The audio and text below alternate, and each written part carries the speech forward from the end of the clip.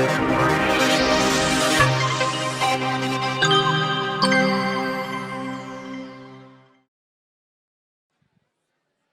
قرار بود با میلاد یه صحبت طولانی داشته باشیم، یعنی فکر میکنم یه چیزی هولوش 30-40 دقیقه قرار بود باشه.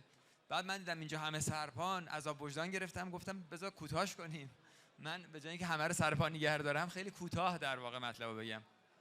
خب الان ما خیلی صحبت‌هایی رو که شنیدیم صحبت‌های در واقع از جنس تجربه‌های شخصی یا یافته‌های یک نفره که یک رمپی رو در واقع زندگیش طی کرده. من برای اینکه چیز کنم، برای اینکه در واقع صحبت رو خلاصه بکنم، میخوام 3 تا از در واقع اشتباهاتی که من کردم رو براتون بگم، 3 تا از خطاهایی که خود من در این سالهای کار باش مواجه بودم رو بگم.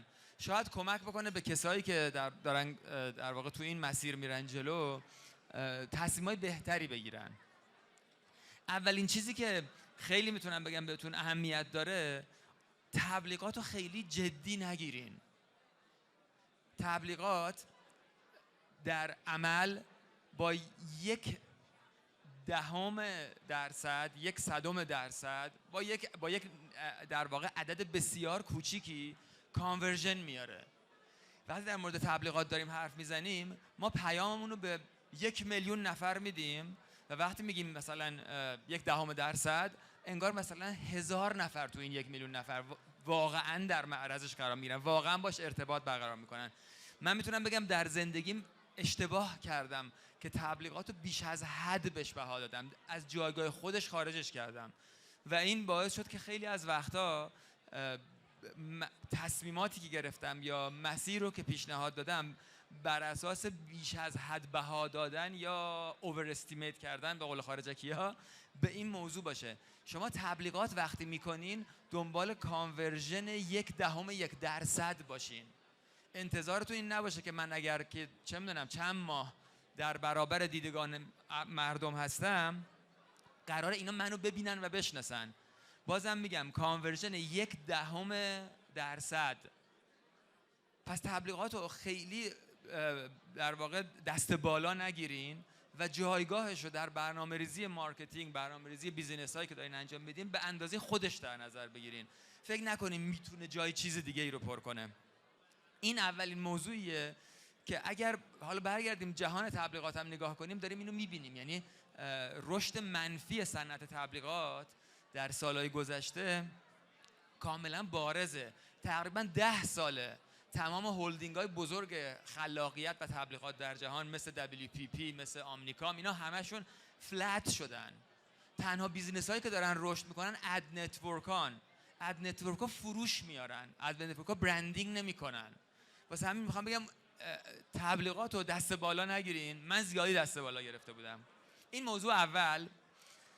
موضوع دوم، برای تجدید نظر جا قائل بشین.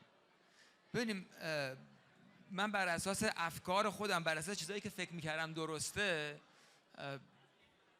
چند سال پیش یه شرکت تأسیس کردم و با همون ذهنیت و در واقع فکری که داشتم اون شرکت و اون فراینده رو بردم جلو و بعد از کرونا تقریباً تموم شده بود اون ایده ها.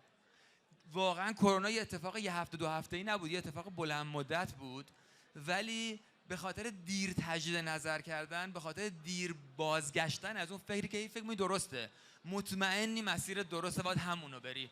همیشه اینجوری نیست. برای تجدید نظر ارزش قائل بشین. من تجدید نظر نکردم و فکر میکنم جزو اشتباهات بزرگ زندگیم بوده. آخریش هم بهتون بگم دیگه صحبت نمی کنم.